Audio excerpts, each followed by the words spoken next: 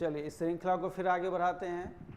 इसमें आपने देखा क्वेश्चन नंबर 60 से लेकर 70 तक कंप्लीट हो गया है। अब हम बात करेंगे 71 से लेकर 80 तक के प्रश्नों की अब हम बात करेंगे।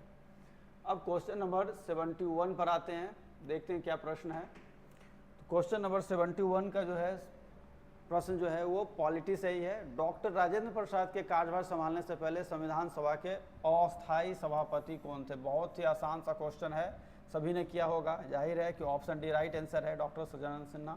और इसके बारे में बहुत कुछ मेंशन करने की जरूरत भी नहीं है, आप सभी को पता है। तो आगे बढ़ते हैं अगले प्रश्न पर।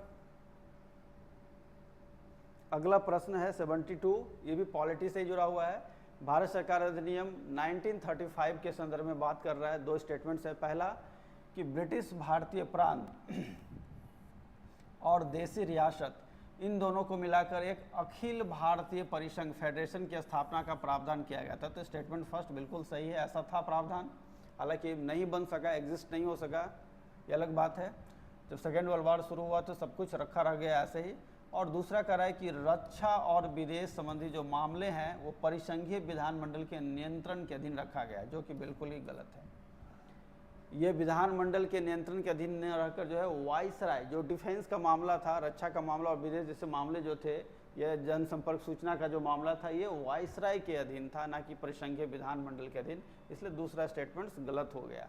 तो आपका राइट आंसर हो गया केवल और केवल एक, यानी कि ऑप्शन ए जो है आपका करेक्ट आंसर हो गया। चलिए आगे बढ़ते हैं, क्वेश्चन नंबर 73 पर चलते हैं।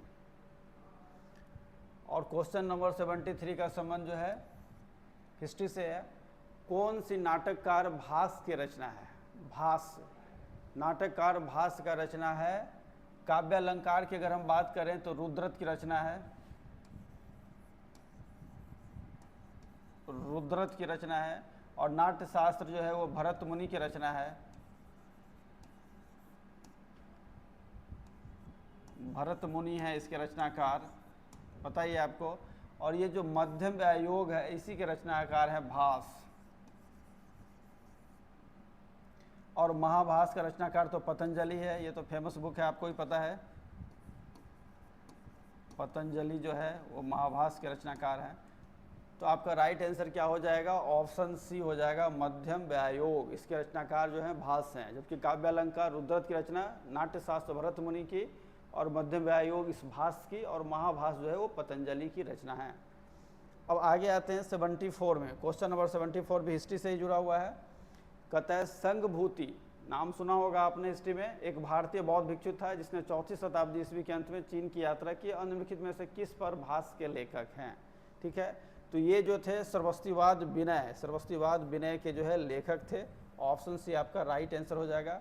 ये प्रज्ञा पारमिता, विशुद्धिमग और ललित विस्तर जो आप देख रहे हैं तीन, ये भी महायान बौद्ध संप्रदाय से जुड़ा हुआ जो है ये बुक है। और इन सारे बुक का जो है बौद्ध धर्म में बहुत ही ज़्यादा इम्पोर्टेंस है।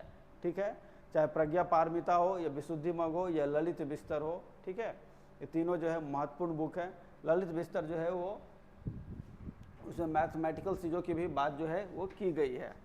ठीक है, तो ये सभी बुक का संबंध जो है विशुद्धिमग, ललित विस्तर और प्रज्ञा पारमिता, साथ ही साथ श्रवस्तिवाद विनय जिसके लेखक खुद जो है यही हैं, संघभूति, ये सारे के सारे जो है बौद्ध धर्म से रिलेटेड बुक्स हैं और बहुत ही फेमस बुक हैं। चलिए आगे बढ़ते हैं।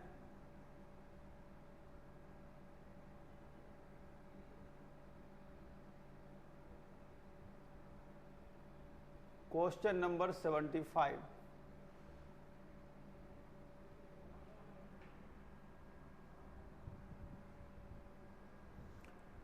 क्वेश्चन नंबर 75 कर रहा है कि यूनेस्को द्वारा जारी विश्व धरोहर सूची में शामिल की गई निम्नलिखित संपत्तियों पर विचार कीजिए।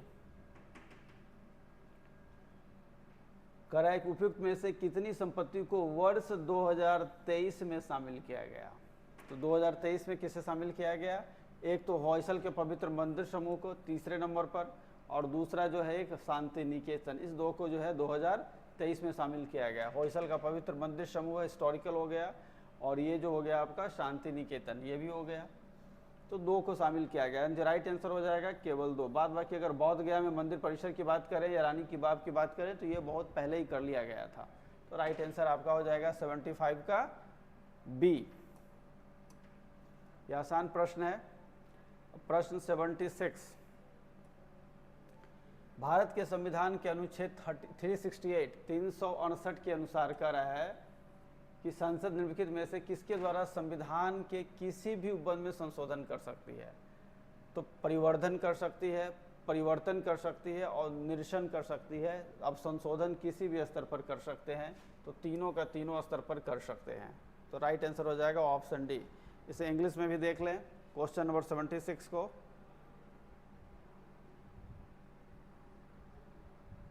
हिंदी में जो आपको नहीं समझ में आएगा तो इंग्लिश में देख लीजिए।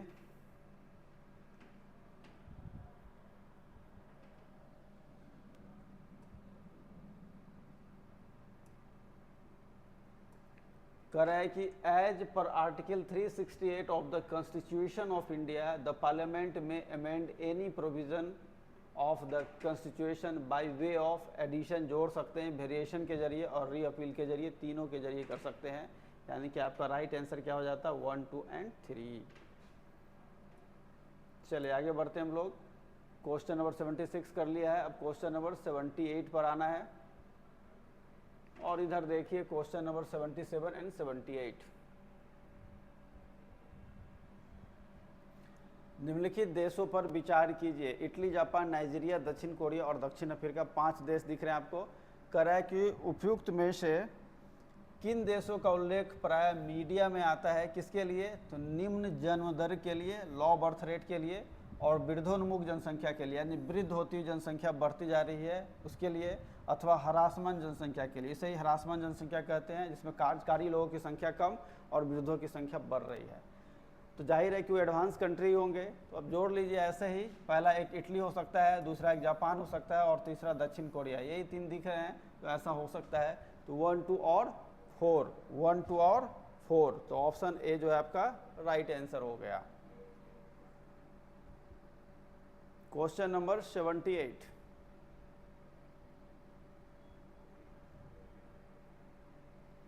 कह रहा है कि संसद में धन विधेयक के संबंध में लिखित कथनों पर कौन सा सही है? अनुच्छेद 109 में धन विधेयक के संबंध में विशेष प्रक्रिया का उल्लेख है, बिल्कुल सही बात है। धन विधेयक राज्यसभा में प्रस्तापित नहीं करेंगे, लोकसभा में ही जाता है, बिल्कुल ये भी सही बात है, कॉमन सा चीज़ है। और राज्यसभा या तो विधेयक को अनुमोदन दे सकती है या परिवर्तन के लिए सुझाव भी दे सकती है, लेकिन इसे अस्वीकार नहीं कर सकती, ये भी सही है। चौथा कह रहा है कि राज्यसभा द्वारा धन विधेयक में सुझाए गए संशोधन को लोकसभा द्वारा स्वीकार करना होगा, ऐसा कुछ भी मैंडेटरी नहीं है, उसकी इच्छा पर है, स्वीकार करे या ना करे। तो 1, 2, 3 तीनों सही है। तो आपका राइट आंसर हो जाएगा ऑप्शन सी। चलिए अब क्वेश्चन नंबर 79 पर आते हैं और 80।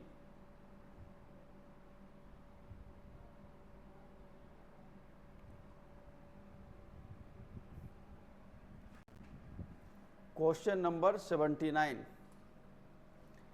निम्नलिखित में से कौन सा भारतीय सशस्त्र सेना के तीनों सेवाओं में समकक्ष रैंक के संदर्भ में सही है? थल सेना में ब्रिगेडियर, तो वायुसेना में वो एयर कमोडोर होगा, नौसेना में कमांडर हो जाएगा। तो चलिए आंसर पर मैं आता हूँ। सीधे आंसर मेजर जनरल जो थल सेना का होता है, वो वायुसेना में एयर वाइस मार्शल होता है और नौसेना का वाइस एडमिरल होता है। नौसेना में वो व्यक्ति वाइस एडमिरल के रैंक पर होता है। थल सेना में जो मेजर होता है वो वायुसेना का स्क्वाड्रन लीडर होता है और लेफ्टिनेंट कमांडर नौसेना में होता है। और थल सेना में जो लेफ्टिनेंट कर्नल होता है वो वायुसेना में ग्रुप कैप्टन का होता है और नौसेना में वो व्यक्ति कैप्टन के पद पर होता है। तो जाहिर है कि 2, 3 और 4 ये तीनों सही हैं। तो राइट आंसर हो जाएगा आपका ऑप्शन सी।